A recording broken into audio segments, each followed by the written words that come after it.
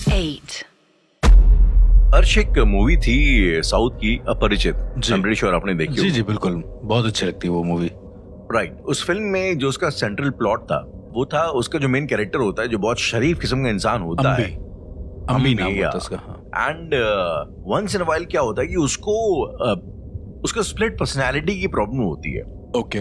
और जो उसकी दूसरी पर्सनालिटी होती है वो उसकी एग्जिस्टिंग पर्सनालिटी के एकदम ऑपोजिट होती है। ठीक जैसा है। कि जुड़वा फिल्म में था, एक सलमान, एकदम शरीफ सलमान, और एकदम एक जो एकदम बहुत ही ज्यादा गुंडा किस्म का सलमान, नेगेटिव टाइप का। नेगेटिव टाइप का सलमान। हाँ। नेगेटिव भी क्या, लाइक थोड़ा सा फ्लैम्बॉयंट और जी वैसा टाइप का।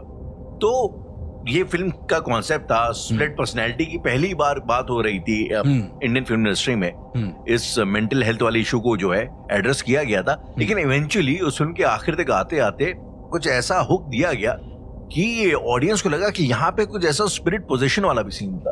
ओके। तो ये मुझे बड़ा फैसिनेटिंग लगा था। अगर मैं आपसे ये चीज पूछूं कि ये जो पोजीशन होता है जी, पर क्या इज इट अ पॉसिबिलिटी कि एक स्पिरिट एक बार में मल्टीपल लोगों पर पोजीशन कर ले?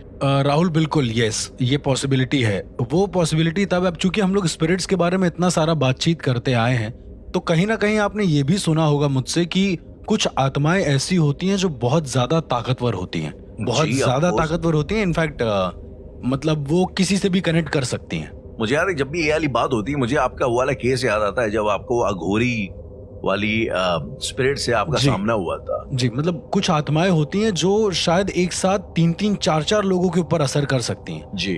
अब आपने बहुत सारी फिल्मों में देखा होगा कि जो आत्माएं हैं वो जो नॉर्मल ऑब्जेक्ट्स हैं उनके जरिए बताती हैं कि वो कितना ज्यादा पावरफुल है। Is it so? Let suppose कहीं पर लाइट फ्लिकर कर दी, कहीं पर उन्होंने कुछ गिरा दिया या कुछ, या हमारे जो रियल पैरानॉर्मल एक्सपीरियंसेस होते हैं उसमें भी ऐसे ही होता है कि कुछ आत्माएं बाहरी ऑब्जेक्ट्स के जरिए बताने की कोशिश करती हैं कि वो कितना ज्यादा पावरफुल है। ठीक है राहुल, एक मूवी आई थी कंचना।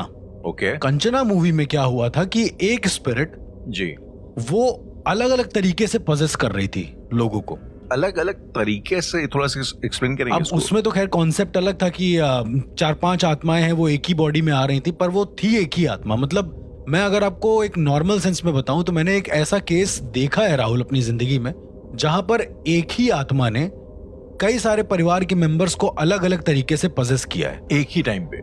बिल्कुल। अब देखिए पजेशन का तरीका क्या है राहुल, अगर मैं आपसे पूछूं कि कोई इंसान है, लेट सपोज वो अगर फांसी लगने से मर गया है, तो उसकी जो आत्मा होगी वो अपना बदला लेने के लिए क्या करेगी? ज्यादा से ज्यादा जिसने शायद उसको फांसी की सजा दी उसका क्या हॉन्ट करेगी? उसको हॉन्ट करेगी। जी।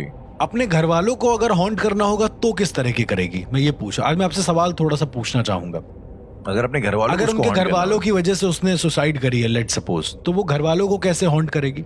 शायद वहाँ पे बार बार अपने प्रेजेंस के होने का एहसास दिलाएगी। उनकी जो गलतियां थी वो उसको हाईलाइट करने की कोशिश करेगी। लेकिन व्हाट इफ राहुल, अगर वो जो आत्मा है वो बिल्कुल अपने नेचर के अपोजिट रिएक्ट करे? सवाल ये है। आई मीन जहां तक मेरी अंडरस्टैंडिंग है अर्श की, जब कोई इंसान मरता है, शायद हमारी ही बातचीत में आपने चीज बोली थी कि जब इंसान मर रहा होता है हम लोग कहते हैं राम नाम सत्य है, सत्य बोलो सत्य है। जी। काइंड ऑफ एक तरीके का माहौल बनाया जाता है कि जब वो आत्मा, स्पिरिट जो निकले तो वो एक माहौल में निकले। क्योंकि जब आप मर जाते हो कि स्पिरिट होती है, तो स्पिरिट के अंदर डिस्क्रिशन वाला पावर नहीं होती। स्पिरिट डिसाइड नहीं कर सकती कि ये अच्छा है ये गलत है। अगर वो एक अच्छे जोन में निकलती है तो फिर मल्टीफोल्ड हो जाता है, बहुत ही अच्छा जोन होता है। बिल्कुल। अगर वो खराब उसमें निकलती है तो वो खराब ही जोन उसका मल्टीफोल्ड हो जाता है। मतलब वो नेगेटिव हो जाती है, ये मैंने सुना है। जी। तो अगर कोई एकदम दर्द में मरा है तो जाहिर सी बात है इंसान भले अपनी जिंदगी में इतना बड़ा अच्छा रहा हो, लेकिन वो जो दर्द है उसके अंदर का वो मल्टीफोल्ड हो जाएगा, मेगाफोल्ड हो जाएगा, वो बना रहेगा, बना रहेगा और ज्यादा बढ़ जाएगा। तो सवाल अभी भी ये है राहुल कि अब वो अपने घर वालों को, लेट सपोज, एक मैं आपसे फिक्शन पूछ रहा हूँ जी, ये रियल नहीं बाय द वे, कि अगर वो स्पिरिट जिसको घर में बहुत सताया गया है, तो अगर उसे तंग करना होगा घर में तो कैसे करेगी?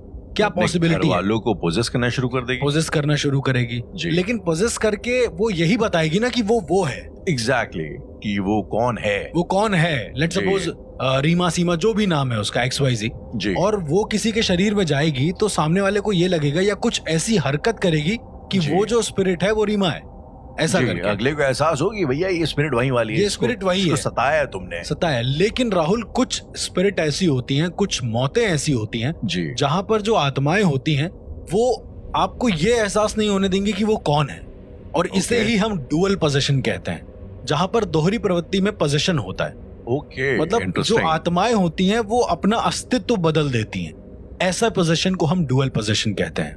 ओके, अगर जस्ट मैं अपनी अंडरस्टैंडिंग के लिए अगर मैं आपसे पूछूं, इसका मतलब ये हुआ कि अगर कोई सपोज कर लो कोई श्याम नाम का आदमी, उसकी स्पिरिट है जी। वो अपने घर वालों को पोजेस करती है, तो वो अपने फादर को पोजेस करेगी एक अलग नेचर में, प्रॉब्लम उसके फादर शांत किस्म के होंगे पोजीशन के बाद भी, और अगर अपनी मदर को पोजेस करेगा तो एकदम गुस्से में और अलग नेचर में, बिल्कुल अलग नेचर में, जैसे नेचर का वो कभी जिंदगी में रहा ही नहीं है। या तो ये एक पॉसिबिलिटी है, ये पॉसिबिलिटी। और राहुल, अब मैं आपसे पूछूंगा कि इतने सारे हम लोगों ने एपिसोड कर लिए, आपको भी इनफैक्ट काफी अब इंफॉर्मेशन मिल चुकी है कि क्या है क्या नहीं है जी। तो आत्माएं ये कैसे कर सकती हैं, ये कैसे पॉसिबिलिटी है? पहले आप जवाब दे, फिर मैं बताता हूँ। आई मीन ऑनेस्टली अर्श, मुझे तो पहले तो मुझे लगता था कि जो स्पिरिट होती है वो इंसान का जो एग्जिस्टिंग नेचर होता है उसको घटा बढ़ा देती है, बट आई डोंट मतलब उसकी इमोशंस को और हाइटेन कर जो देती है। भी इमोशंस होते हैं उसको या तो हाइटेन कर देगी, एकदम लोअर कर देगी। लेकिन राहुल, मैं आपको बताता हूँ, कुछ ऐसी आत्माएं होती हैं जो डुअल पोजीशन करने के लिए सक्षम होती हैं।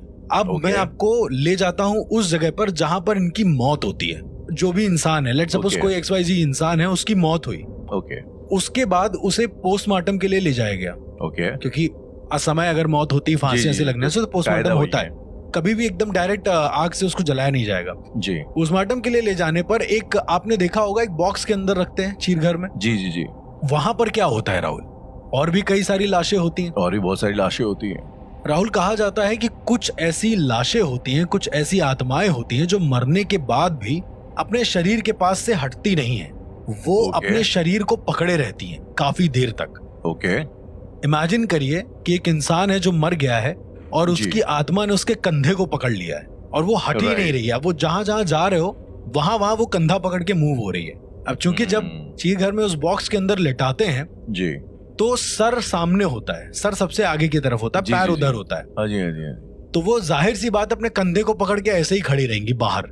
अब होता क्या है राहुल कि कभी कभी चीर घर में ले जाने पर, या फिर मैं ये नहीं कह रहा हूं कि वहां नहीं ले जाया जाए, लेकिन वहां ले जाने पर क्या होता है, जब दो लाशें, कोई ऐसी लाशें मिलती हैं जो समान रूप से मरी होती हैं, मतलब उदाहरण के तौर पे कैसे मरी होती है? हाँ, उदाहरण के तौर पर कोई फांसी लगाकर मर गया है, उसका नेचर बिल्कुल अलग है, और कोई और फांसी लगा के मर गया, उसका नेचर बिल्कुल अलग है। तो जब भी कभी ऐसी सिचुएशन होती है, आत्माओं के जो वंग भंग हैं वो मिल जाते हैं। वो मिल जाते हैं राहुल, एक साथ मिल जाते हैं। और एक आत्मा हमेशा के लिए दूसरी आत्मा को पजेस कर लेती है। अगेन, ये सुनने में काफी अजीब लग रहा होगा, लेकिन आत्माओं का पोजेशन भी होता है। एक आत्मा दूसरी आत्मा को पोजेस कर लेती है?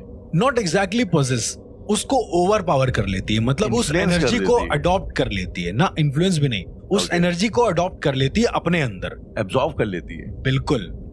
जैसे मान लीजिए बहुत सारी लाइट है, आपने कुछ कंडक्टिविटी के लिए लगा दिया, वो उसको ऑब्जर्व कर लेगा, ठीक वैसे ही। और उस केस में क्या होता है कि दोनों आत्माओं के वंग भंग एक ही जगह होते हैं, एक ही स्पिरिट, एक ही आत्मा के अंतर्गत होते हैं। अगर आप इस कॉन्सेप्ट को समझ रहे हैं कि दो आत्माएं हैं जिनके दो अलग अलग वंग भंग है, यानी मेमोरी बॉक्सेस हैं जी, उनमें से जो एक आत्मा है वो बहुत ज्यादा कॉन्शियसनेस है अपनी चीजों को लेकर, समझ को लेके, तो क्या होगा कि वो इस दुनिया में वापस आने के लिए या सबक सिखाने के लिए एक तरीके से वो दोनों ही मिल जाएंगे आपस में, वो एनर्जी जो होगी आपस में मिल जाएगी। लेकिन अर्श, अगर मान लो ऐसा हो कि ये दोनों काफी अलग प्रवृत्ति के लोग हो, उनका जो वंग भंग मेमोरीज है वो भी एकदम अलग किस्म की हो, तो उस केस सिनेरियो में क्या होगा? उससे कोई फर्क नहीं पड़ता राहुल। फर्क ये पड़ता है कि वो मरे कैसे हैं, क्योंकि जब आत्मा होती है तो उसको ये दिखता है कि ये मरा कैसे, मतलब सेम उसमें मरे हैं, तो उनको लगता है कि ये सेम ही है। तो अगर मान लीजिए कोई फ्लाइट का क्रैश हुआ है, एक्सीडेंट हुआ है, उसमें सारे लोग इकट्ठे मर गए, सारे पैसेंजर जी, तो उस वहां पे उसके सिनेरियो पे ऐसा हो सकता है कि एक आध जो स्पिरिट्स हैं आपस में एक दूसरे को पोजेस कर ले, कंबाइन हो जाए, एक तरीके से कंबाइन हो जाए, नॉट पोजेशन एग्जैक्टली, कंबाइंड हो जाए, क्योंकि एनर्जी कंबाइन हो सकती है। इसका तो ये तो लॉ है ही ऑलरेडी कि एनर्जी और एनर्जी एक साथ कंबाइन हो सकती है। अगेन, ये जो मैं बता रहा हूँ ये शायद मेरी अपनी थ्योरी है, लेकिन ऐसा होता है, मैंने देखा हुआ है, वरना और कोई तरीका ही नहीं है दोहरी प्रवृत्ति आने का आत्माओं के अंदर। वो हेलुसिनेट कर सकती है, लेकिन उतना जितना उन्होंने अपने जीवन काल में समझा होता है, देखा होता है या करा होता है, क्योंकि उनका वंग भंग उतना ही अलाउ करता है उनको, उसके ऊपर अलाउ ही नहीं करता। आप कोई भी ऐसी मूवी बता दे, कोई भी ऐसा रियल हादसा बता दे जहाँ पर शरीर के खत्म होने के बाद जो उनकी आत्माएं हैं जी, उन्होंने वो ना किया वो अपने जीवन काल में जो करते थे। अर्श, क्या आपको ऐसा नहीं लगता है कि इंसान जो है बड़े कॉम्प्लिकेटेड किस्म का जानवर होता है, ठीक है जी। तो हम शायद कई बार जैसा अपने आप को दिखाते हैं प्रॉब्ली अंदर से वैसे होते नहीं नहीं, हो बिल्कुल। सकता वो अंदर से बड़े ये हिंसक प्रवृत्ति हो, लेकिन मुंह पे एकदम स्माइल लेती है 24 घंटे जो है सबसे दुआ सलाम है। मतलब ये भी एक चीज पॉसिबल है, लेकिन अब मैं आपको एक केस जो बताऊंगा उससे शायद आपको क्लियर हो जाए कि आत्माओं के जो वंग भंग है वो अलग अलग थे। ओके। क्योंकि मैंने ये चीज बहुत डीपली नोटिस करी। एक मदर और एक उसकी बेटी का पोजीशन हुआ था। दो पोजीशन। कहाँ की बात है ये बात है सीतापुर के आगे की। ओके। लखनऊ में जहाँ पे हम लोग हैं इस समय, उसके आगे की बात है। 80-90 किलोमीटर दूर होगा यहाँ से शायद। हाँ जी, जैसे अराउंड ऐसे होगा। वहां पर एक मदर और उसकी बच्ची का पोजीशन था। ओके। अब मुझे लगा कि अलग अलग आत्माओं ने पोजेस किया है उन्होंने। ओके। उन्हें कई जगह दिखाया गया, कई जगह वो करा गया, लेकिन बच्ची तो पोजेस थी नहीं जी। फिर उसकी मम्मी पर जो भी एग्जॉर्सिज्म टाइप का उन्होंने पोजेस नहीं थी। अब जब वहां के बाबा लोगों ने देखा तो उन्होंने कहा बच्ची ठीक है। फिर उन्होंने माँ के ऊपर करा तो बोले कि माँ भी ठीक है। ओके। अब एक जो बाबा थे जो थोड़े ज्यादा अच्छे थे, जितना उनके घर वालों ने मुझे बताया, खैर उस समय तो मैं था नहीं वहां पे, तो उन्होंने बताया कि एक बाबा थे जो बहुत अच्छे थे, पैसा वैसा नहीं लेते थे जी। उन्होंने जब इन दोनों को ठीक करना चाहा तो घर वालों ने एक बड़ा अजीब सा नजारा देखा। जब वो माँ को ठीक करते तो बेटी पजेस हो जाती, और बेटी को ठीक करते तो माँ पजेस हो जाती। लेकिन एक और अजीब सी चीज थी राहुल, माँ पजेस हो रही थी घर में जो दादाजी की आत्मा है उनसे, जिनकी एक चीज समझ में आ रहा था कि किस स्पिरिट वो बोल रहे थे कि मैं मतलब ऐसा जो अपने आप को आइडेंटिफाई करवा रही थी वो स्पिरिट। ओके। लेकिन जो बच्ची पजेस हो रही थी वो किसी रमेश नाम के इंसान से पजेस हो रही थी बार बार। ये कौन रमेश? कोई नहीं जानता। कोई नहीं। उनके घर में तो दूर दूर तक हिस्ट्री नहीं थी। ओके। दादाजी की एक रोड एक्सीडेंट में मौत हुई थी बाय द वे। ओके। अब क्या हुआ कि मौत के बाद जब ये सब पोजीशन हो रहा था तो किसी को नहीं समझ में आ रहा था कि इसके ऊपर कुछ और हो रहा है, उसके ऊपर कुछ और हो रहा है। राइट। और जब वो जो साधु थे, जो बाबा थे, उन्होंने जब लिंक देखा, हो सकता है कि दो अलग अलग स्पिरिट हो भाई जो पजेस कर रही हूँ जी, तो उन्होंने ये आइडेंटिफाई किया। एक प्रोसेस होता है राहुल, एक नारियल का प्रोसेस होता है जहां पर एक नारियल को दो पजेस इंसानों के बीच में रखा जाता है। ऐसा कहा जाता है कि वो एक द्वार का काम करता है नारियल। जी, बहुत सात्विक तरीका है ये बाय द वे, ये कोई तामसिक तरीका नहीं है। तो उस नारियल को कलावे से बांधते हैं और कलावे का एक छोर जो होता है वो पहले इंसान को देते हैं जो पजेस है, और दूसरा छोर दूसरे इंसान को देते हैं। दोनों ही पजेस हैं। दोनों ही मान लो पजेस है तो उस केस में ये मैं डुअल पोजीशन की बात नहीं कर रहा हूँ। जी मैं समझ गया। ये जो अलग अलग पोजीशन होते हैं मैं उनकी बात कर रहा हूँ। अब क्या होता है कि अगर उन लोगों ने वो डोर पकड़ी है और एक साथ छोड़ दी तो इसका मतलब ये होता है कि दोनों एक ही आत्मा से पजेस है। और अगर किसी ने एक छोड़ दिया, एक ने नहीं छोड़ा, तो मतलब एक दूसरे से पजेस है, एक दूसरे से पजेस है। और 99% केसेस में ये होता है कि जो नारियल के छोर होते हैं वो एक इंसान छोड़ता है, जो मैंने देखा है अपनी आंखों से जी। लेकिन इस केस में क्या हुआ, जब मैंने उनसे पूछा कि नाड़ी बंधन की प्रक्रिया में क्या हुआ, नाड़ी बंधन मतलब उस नारियल को कलावे से बांधकर एक दूसरे को देना, तो उन्होंने कहा कि दोनों पकड़े रहे और दोनों टाइट से पकड़े रहे। मतलब इतनी टाइट से पकड़े थे कि नारियल घूम गया बीच में, मतलब टूट गया कलावा और नारियल घूम गया, जैसे लट्टू घूमता है ना, सेम वैसे ही। और नारियल गिर गया, मतलब टूटा नहीं, गिर गया। तो ये क्या सबूत था डुअल पोजीशन का? अगेन वो बाबा को तो यही लगा कि ये दोनों एक ही आत्मा से पजेस है, लेकिन उनको ये नहीं समझ में आ रहा था कि ये जो पोजीशन हो रहा है ये हो कैसे रहा है, आखिर रमेश कौन है, या हो सकता है रमेश कौन है, या हो सकता है वो जो दादाजी हैं वो किसी रमेश से कुछ कहना चाहते हो, ये भी एक पॉसिबिलिटी है। पॉसिबिलिटी। तो बहुत बार रमेश के बारे में देखा गया, तलाशा गया, लेकिन रमेश का कहीं अता पता नहीं चला बाय द वे। तो अब वो जो बाबा थे उन्होंने और 2-3 लोगों को दिखाया, फिर मैं आया, मतलब उन्होंने मुझको बुलाया समहाउ जी। तो अब ये होता है कि डेस्टिनी ऑलरेडी डिसाइड करती कि किसको बुलाना है किसको नहीं बुलाना है। मैं भी डिकोड नहीं कर पाया राहुल कि ये क्या है। एक छोटा सा प्रोसेस होता है जिसके अंदर 2 इंसानों को जो पजेस हैं, अगेन ये भी पता करने का प्रोसेस होता है कि दोनों एक ही स्पिरिट से पजेस हैं या अलग अलग। उन दोनों को एक बाथ टब में बैठाला जाता है, मतलब पानी का टब होता है उसमें बैठाला जाता है। बैठाल के दोनों का हाथ एक दूसरे से पकड़ा दिया जाता है और हाथ में कलावा बांध देते हैं। ओके। अगेन ये जो कलावा है ये सीधा जाता है गेट के मेन डोर से, मतलब जो मेन गेट का डोर होता है उसके सामने ही बैठाला जाता है इनको। राइट। अब बात ये है कि अगर डुअल पोजीशन है, पहले मैं बात करता हूं, अगर अलग अलग पोजीशन है तो एक इंसान जोर से दरवाजा खींच लेगा और दरवाजा खुल जाएगा।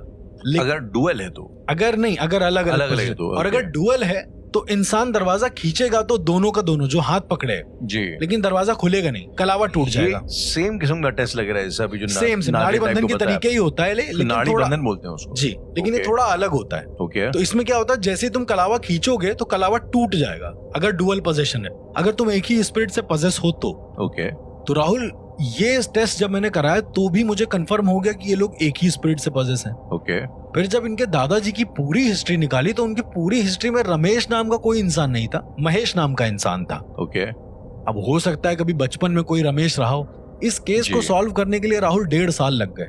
ये सॉल्व ही नहीं हो रहा था, वो पजेस होती ही जा रही थी लगातार। ऐसा नहीं किसी की तबीयत खराब हो रही थी, वो पजेस हो रही थी केवल। और पजेस होके जो लड़की जब पजेस होती थी, जो रमेश आता था जिसके अंदर, तो वो अपना ऑफिस वर्क टाइप का कुछ करने लगती थी, लैपटॉप पे कुछ भी करने लगती थी। ये बड़ा टेक्निकल किस्म का सीन था। ये जो दोनों पोजीशन थे अर्श, तो इसमें जो स्पिरिट का नेचर था उसमें क्या फर्क था? मतलब उसके जो दादाजी थे वो किस प्रवृत्ति के थे और ये जो रमेश था जी, ये किस नेचर का अब देखिए, जब उनकी जो मम्मी थी बेसिकली, तो जब वो पजेस होती तो वो मतलब बॉडी को ऐसे झुका के चलती थी बहुत ज्यादा। खाने के लिए कुछ मांगती थी तो हाथ कांपने लगते थे उनके, मतलब उनके दादाजी की वो तरह पूरा बुढ़ी हो गई थी एक तरीके से। दादाजी के बेड पे ही सो जाती थी जाके। मतलब काफी डरावना सीन था राहुल। और उसके अलावा जो बच्ची थी वो कुछ नहीं करती थी, वो चश्मा पहनने लगी थी और चश्मा पहन के लैपटॉप खोल के पता नहीं क्या क्या उसमें लॉगिन करती थी, कुछ देखती थी और उसके बाद लैपटॉप बंद कर देती थी। ऐसे जैसे ऑफिस वर्क कर रही हो, ऐसे जैसे वो ऑफिस वर्क कर रही, कुछ नोट्स बना लेती थी। जब उसके नोट्स देखे गए कि वो क्या बना रही है जी, तो वो कोई रियल स्टेट का सिनेरियो था वो लिख रही थी उसमें, ऐसा ऐसा करके रुद्रा ग्रीन्स वगैरह जो भी नाम लिख रही थी। तो अब इन लोगों की जो हिस्ट्री थी, फैमिली हिस्ट्री, उसमें कभी भी ये लोग रियल स्टेट से जुड़े ही नहीं थे। अब इन लोगों की जो हिस्ट्री थी, फैमिली हिस्ट्री, उसमें ये लोग कभी भी रियल स्टेट नाम की किसी भी चीज से जुड़े नहीं थे। ओके, ये लोग सिंपल बिजनेस भी नहीं करते थे। ये लोग पढ़ाई वढ़ाई इन सब चीजों में ज्यादा ध्यान रहता था। रियल स्टेट से मतलब दूर दूर तक नाता नहीं था इनके पूरे पुरखों तक। ओके, तो देखा गया तो उसमें जो नाम लिखा हुआ था, XYZ जो नाम था जिस रियल स्टेट बिल्डर का, उससे पूछा गया कि रमेश कौन है।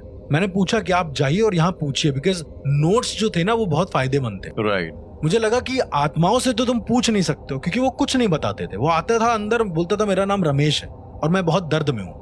ओके, बस इतना बोल के वो चुप हो जाती थी। वो लड़की कुछ बोलती ही नहीं थी उसके बाद। सेम उनकी मॉम का भी सीन था कि मेरा नाम, मतलब जो उनके दादाजी का नाम था वो बोलते थे और मैं बहुत दर्द में हूँ, ये दोनों लोग ऐसे बोलते थे। ओके, जब उस रियल स्टेट वाले बिल्डर से पूछा गया कि रमेश नाम का शख्स कौन है, तो उन्होंने बोला कि आप कैसे जानते हैं रमेश को, उसको मरे हुए तो 1.5 साल हो गए। ये किससे पूछा गया था? जो बिल्डर का जो उसमें प्रॉपर नाम लिखा हुआ था, एक्चुअली उसमें कॉन्टैक्ट नंबर भी लिखा हुआ था।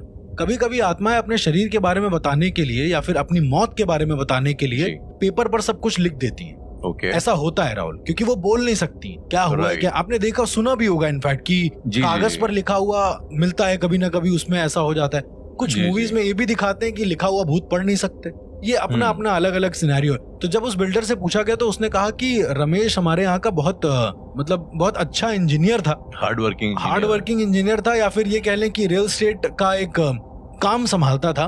ओके, और वो जो बंदा था उसकी एक रोड एक्सीडेंट में मौत हो गई थी। ओके, अगेन मैंने जब इनसे पूछा कि इनके जो दादाजी हैं उनकी किस रोड एक्सीडेंट में मौत हुई, तो उन्होंने एक ही रोड बताई जिस रोड में वो रमेश मरा था। तो अर्श क्या आप कहना चाहते हो कि उनके जो दादाजी की जो आत्मा थी जी, और समहाउ जो रमेश की आत्मा थी वो आपस में मर्ज कर गई, या ऐसा कुछ हुआ एक्सीडेंट के टाइम पे? जी, एक्सीडेंट नहीं, बिल्कुल नहीं राहुल। जब कभी किसी रोड पर एक्सीडेंट होता है जी, तो आपने देखा होगा लाश पहले तो पड़ी रहती काफी देर तक पड़ी रहती, और उसके बाद के मारे जाती नहीं, उसको जाते नहीं है, और उसके बाद फिर एम्बुलेंस आती है, लेकर जाती है उन लोगों को। फिर बाय द वे यहाँ पे अर्श मैं एक डिस्क्लेमर क्या एक इंफॉर्मेशन देना चाहता हूँ आम लोगों को कि आप सुप्रीम कोर्ट ने ये चीज कर दी कि अगर आप कोई डेड बॉडी नहीं, किसी भी एक्सीडेंट केस को लेके जाते हैं हॉस्पिटल में, तो आपके ऊपर कोई FIR कोई इस तरह की चीज नहीं होगी। तो पहले काफी लोग ये डर के रहते थे कि यार हम लोग ले जाएंगे तो बेकार हम ही लोग फंस जाएंगे, लेकिन अब ऐसा रूलिंग आ गई कि ऐसा नहीं होगा। तो भैया कभी आपको दिखाई कोई दे जाए, ये सड़क पे पड़ा हुआ है, बिल्कुल मदद करते हैं। हाँ, तो प्लीज उसकी मदद करते हैं बेखौफ होके जी। Anyways continue. तो अब सिनेरियो ये हुआ कि इन दोनों को ले जाया गया सेम हॉस्पिटल में, ओके, पर अलग अलग उसमें रखा गया वार्ड में जी। उसके बाद इनके घर वालों को फोन किया गया, सब लोग गए। अब ये वही सिनेरियो कि इनके घर वाले रमेश को नहीं जानते, लेकिन हॉस्पिटल वाले तो जानते हैं कि रमेश और ये दादाजी का कनेक्शन क्या है, साथ में मरे थे ये लोग, साथ में एक्सीडेंट हुआ जी। घर वाले सिर्फ ये जानते हैं कि एक बाइक वाले के साथ एक्सीडेंट हुआ, दैट्स इट। इनके दादाजी कार से थे और वो बाइक से था, और मर दोनों गए सेम स्पॉट पे।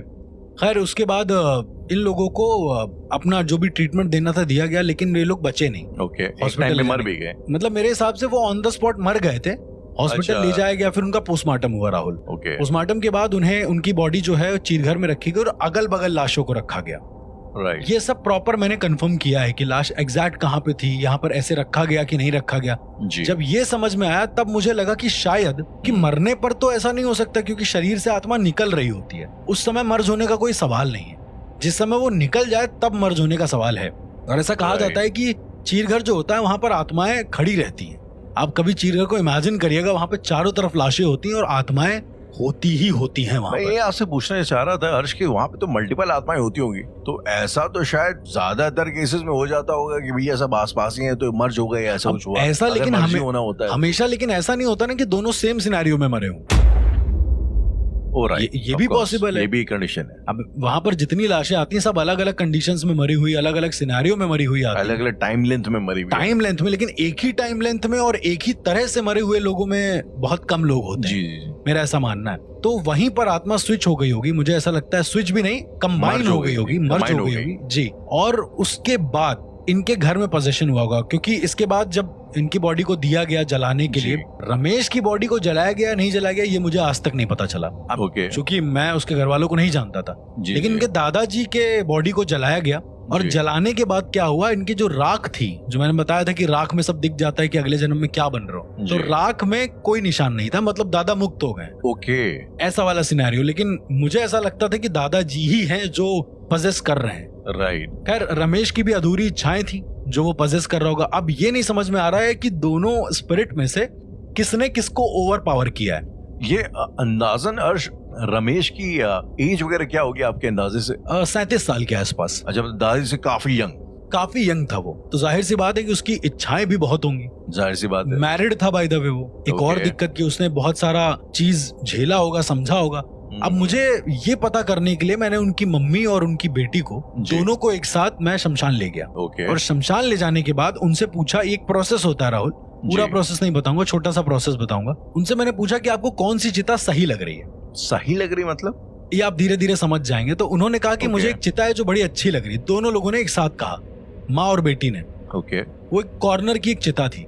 जब वहां पहुंचे तो उन लोगों ने उस चिता को जलते हुए देखा, पूरी चिता को। राहुल, पूरा रात हो गई। सुबह के टाइम क्या हुआ कि दोनों माँ और बेटी एक साथ बेहोश हो गए। ओके। जब चिता जल चुकी थी। अच्छा, ऐसा हुआ था? मैं वहीं पे था। और उसके बाद उस चिता की राख को, उस चिता की जो अस्थियां की जो बनती हैं जी, उसको मैं थोड़ा सा उठा के इन दोनों के सर पे मल देता हूँ। ओके। मैं आपको बताऊंगा ऐसा क्यों कर रहा था मैं। उसके बाद जैसे ही वो उठे हैं वो दोनों सही हो गए डुअल पोजीशन से।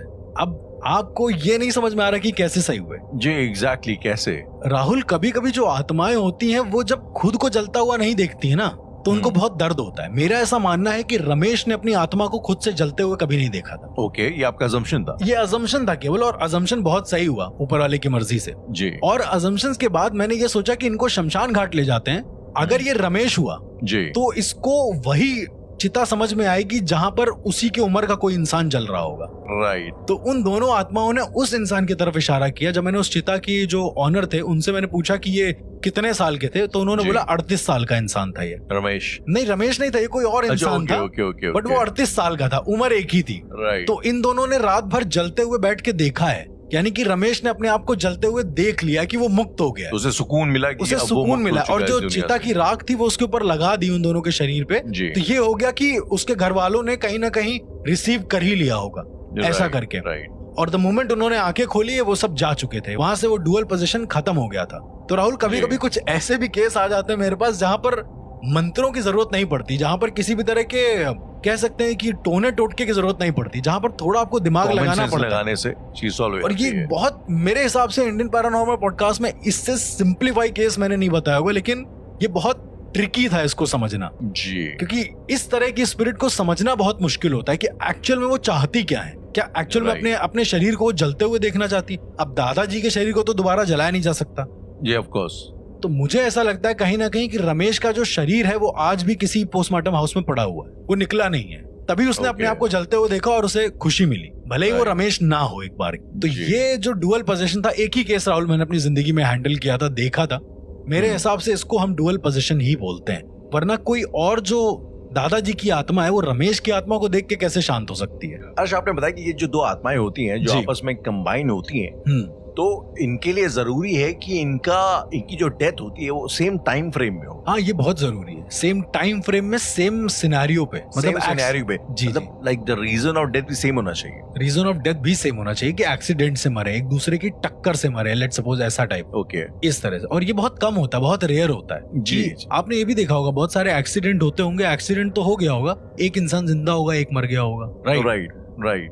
दोनों एक साथ मरने वाले बहुत कम देखे होंगे, बहुत कम, ना के बराबर। आई मीन जब इस तरीके के कोई एक कंबाइंड एक्सीडेंट्स वगैरह होते हैं तब शायद ऐसा होता है कि जी। सब लोग, ट्रेन का कि एक्सीडेंट हुआ, सब एक साथ मर सब गए एक गाड़ी साथ में मर बैठे गए। बैठे। जी, जी, तो उस लेकिन केस कभी में आपने होता है। दो अलग अलग इंसानों को एक साथ मरते हुए नहीं देखा होगा कि कोई दूसरी गाड़ी से आ रहा है, ये एक दूसरी गाड़ी से आ रहा है, दोनों की टक्कर हुई, कम होता है ऐसा। टाइम फ्रेम चेंज हो जाता है कि ये भाई लेट मरता है, वो थोड़ा जल्दी मर जाता है, ये पॉसिबिलिटी हो सकती है। Exactly, तो आप अच्छा ये बताइए हर्ष कि जो आपने टाइम फ्रेम वाली बात बोली है, जी, मुझे याद है हम लोग की एक बार बातचीत हुई थी हर्ष, और उसमें आपने एक चीज बोली थी कि जो टाइम की जो जी। एक वैल्यू होती है जी, वो आत्माओं के डायमेंशन में कुछ अलग होती है, हाँ, जैसे मान लो हमारे डायमेंशन के 8 घंटे, उनके 3 मिनट, कुछ वैसा ही। ये भी काइंड ऑफ। आई मीन अगर आप कोई आत्माओं के डायमेंशन में ना भी जाए, आप सपनों की दुनिया की बात कर ले, तो सपनों में जो लगता है कि 4-5 मिनट का है, असल में वो 7-8 घंटे में प्ले आउट होता है जी। हमारी रियल लाइफ में। जी। तो आपको कभी कभी ऐसा नहीं लगता कि कोई एक ऐसी एंटिटी क्या हो सकती है जो इन अलग अलग टाइम डायमेंशंस में ट्रेवल करे और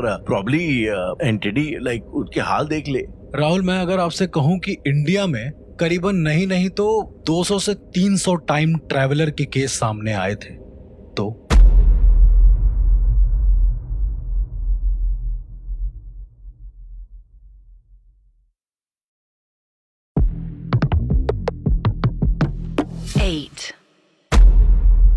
अर्श, हम लोगों ने अक्सर जब भी साइंस के पॉइंट ऑफ व्यू से जी, पैरानॉर्मल